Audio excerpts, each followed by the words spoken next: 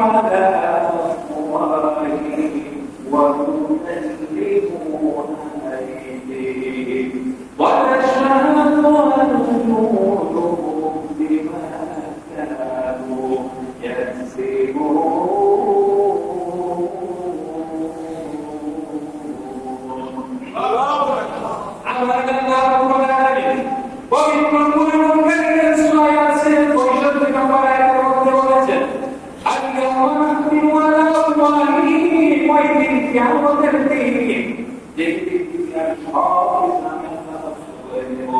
দুনিয়ার মধ্যে কোন বিষয় থাকবে না।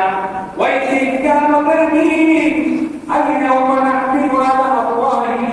ওই দিন দুনিয়ার বান্দারা তোমাদের জবান দিয়ে আল্লাহ বলে রেখো, কারণ দুনিয়াতে তোমাদেরকে আমি পাঠাইছিলাম আমি আল্লাহর বলার জন্য। দুনিয়াতে তোমাদেরকে অদরকারি আল্লাহ পাঠাই নাই, দুনিয়াতে পাঠাইছিলাম আমি আল্লাহর বন্দী করব। ওই দিন কিয়ামতের দিন আমি আল্লাহ তোমাদের কাছ থেকে হিসাব কিতাব গ্রহণ করব। আর এই জন্য তোমরা যদি চিন্তা করতে পারো এই জন্য আমি আল্লাহ তোমাদের জবানকে অধিক বদ্ধ করে দেব। জবান বদ্ধ করার পর এরপরে কি করবেন? এরপরে আল্লাহ কতকাল নিব নাই কি কারণে সুবহানাল্লাহ। ওই দিন আমাদের হাতগুলি আমি আমার বান্দরবারে সাক্ষী দিয়ে আল্লাহ ও বাবু তোমারই বান্দা, তোমারই বান্দা আব্দুর রহমান, তোমারই বান্দা আব্দুর রহিম। ওই বান্দা দুনিয়ায় থাকতে হাত দ্বারা মানুষের উপর জুলুম করেছে, এই হাত দ্বারা অন্যায় কাজ করেছে, এই হাত দ্বারা চুরি করেছে, ডাকাতি করেছে, কিডন্যাপ করেছে, এই ধরনের অন্যায় করেছে। এই হাত দ্বারা বেশিতে বলা করেছে গো আল্লাহ, দুনিয়ায় আমি তাকে কিছু বলতে পারি না, আজকে তার বিরুদ্ধে আমি হাত মালিশ করলাম। তোমার এই বান্দার বিচার তুমি এই আজকের কিয়ামতের দিন তোমার বান্দার বিচার তুমি করো। কত চ্যালেঞ্জিং সময় আমাদের সামনে, কত চ্যালেঞ্জিং সময়। আমি আপনাদের সম্মুখে একটা হাদিসের মাধ্যমে বলেছি, আবার কোন হাদিস শরীফের ভিতরে বলেছেন, সহিহ তিরমিজি শরীফের হাদিস, আর ইবনে মাসউদ রাদিয়াল্লাহু তাআলা আনহু হযরত আব্দুল্লাহ ইবনে মাসউদ রাদিয়াল্লাহু তাআলা আনহু বলেছেন, আমার নবী হাদিস শরীফের ভিতরে কি বলেন, বালা তাযাল মুফাদানা ইবনে আদম ওই দিন কিয়ামতের দিন হাসরের ময়দানে আদম সন্তান কিয়ামত কিয়ামতের কিয়ামতের দিন বিনাকি হাত্তা ইয়াসআলা পাঁচটা প্রশ্নের উত্তর না দিয়ে এক কদম সামনে অগ্রসর করতে পারবে না। কোন পাঁচটা প্রশ্ন জানার দরকার আছে না নাই? এই প্রশ্নগুলি করবে কে? আল্লাহ। আল্লাহ আমাদেরকে পাঁচটা প্রশ্ন করবেন। এই পাঁচটা প্রশ্নের উত্তর না দেওয়া পর্যন্ত আমার নবী হাদিস শরীফে উত্তর বলেছেন, ওই পাঁচটা প্রশ্নের উত্তর না দেওয়া পর্যন্ত বলা হয়নি আদম এক কদম আদম সন্তান যখন কিয়ামতের দিন এই প্রশ্নের উত্তরগুলি না দিয়ে সে সামনে প্রশ্ন বলতে পারবে না। পাচ্ছি কয়টা প্রশ্ন? পাঁচটা। কয়টা? পাঁচটা নম্বর এক নম্বর প্রশ্ন আমার আল্লাহ প্রশ্ন করবেন, আমার নবী বিনা আপনার ও বান্দারা দুনিয়ায় তোমরা তোমাদের জীবনটাকে কোন রাস্তায় অতিবাহিত করেছ? তোমাদেরকে আমি আল্লাহ জীবন দিয়েছি, তোমাদেরকে আমি আল্লাহ দুনিয়ায় পাঠিয়েছি, এই দুনিয়ার জীবনটা দুনিয়ার হায়াতে জিন্দেগি তোমরা কোন রাস্তায় অতিবাহিত করেছ? এই প্রশ্নটা আমাদের নবী আমাদেরকে করবেন। তখন আমাদের জবাব করতে হবে। একটু বোঝা শুনে চলেন, আমার আল্লাহর কাছে কিন্তু প্রত্যেকটা জিনিসের হিসাব আমার আল্লাহ দিবে।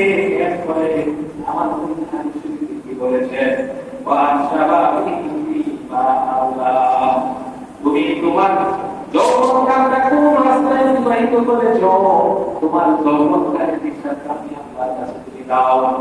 এই যৌবনকালের হিসাবটা আমাদের কাছ থেকে কোন আনন্দভাবে গ্রহণ করবে?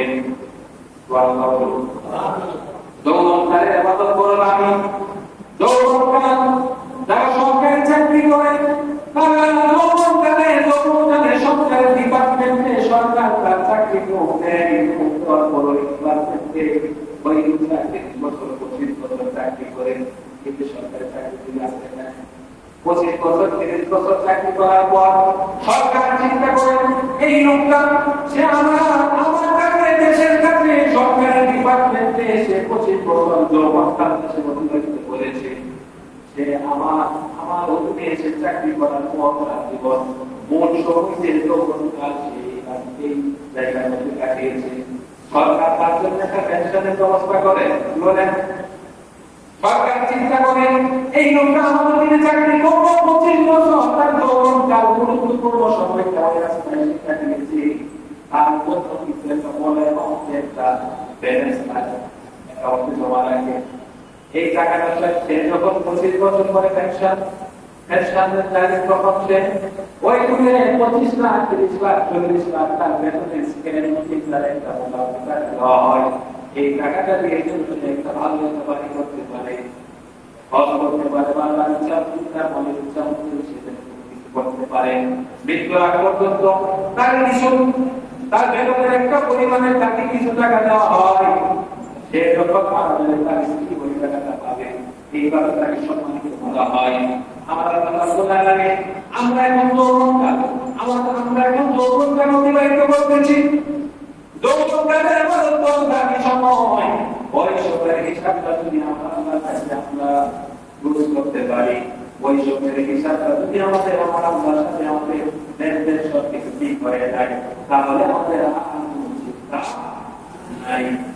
বলেছে বৃদ্ধকালে যখন মানুষ অচেতন অবস্থায় থাকে, ঠিক থাকে না, কি বলে তার কোনো বোধ জ্ঞান থাকে না, সে তার নাতির সাথে কথা বলা দরকার, তার ছেলের সাথে সেই কথা বলে, তার স্মৃতি শক্তি লোপ পেয়ে গেছে এবং আত্মপ্রচলিত কারণে তার বয়স বেশি হওয়ার কারণে সে ঠিকঠাক কাজ কতটুকু করতে পারে না। ওই সময় আমার আত্মা এই খবর করে দেখে কিন্তু জগৎকালের হিসাবটা আমার আল্লাহকে আমাদেরকে দিবে। এরপরে আমার জাহাজের শরীরে কয় দুনিয়ার মধ্যে তুমি ধন সম্পদ উপার্জন করেছ, দুনিয়ার আরেক শব্দে দিচ্ছে ধন সম্পদ উপার্জন করেছ, এই ধন সম্পদ গুলি তুমি কোন রাস্তায় অতিবাহিত করেছ, আমি আল্লাহর কাছে হিসাব দাও। তোমাকে আমি আল্লাহ 10 টাকা বাড়ি লাগিয়েছিলাম, 20 টাকা বাড়ি তোমার ছিল, তোমার একটা ভালো 100 টাকা গাড়ি কিনেছ, কিনার পর তোমার একটা ভালো গাড়ি, এরপর গাড়ি কিনেছ, প্রাপ্ত গাড়ি 2 টাকা দিয়ে গাড়ি